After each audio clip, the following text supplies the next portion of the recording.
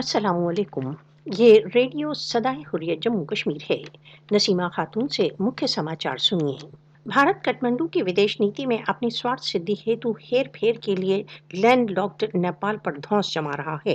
भारत की नेपाल जैसे छोटे पड़ोसी देशों को किसी प्रकार की रियायत न देने की नीति उसकी कॉलोनीवादी मानसिकता को व्यक्त करती है।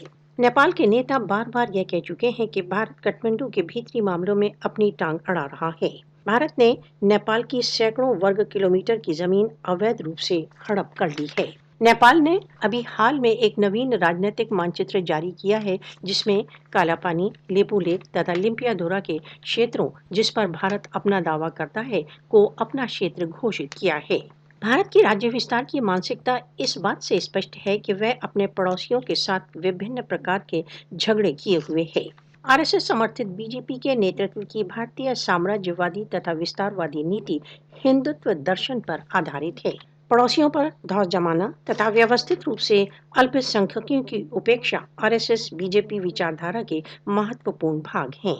भारत को इतिहास से पाठ लेना चाहिए तथा अपने पड़ोसियों पर धौंस समाप्त करना चाहिए। दक्षिण एशिया में भारत की विस्तारवादी नीति को नियंत्रित करने के लिए सार्वभौमिक समुदाय को आगे बढ़ना चाहिए।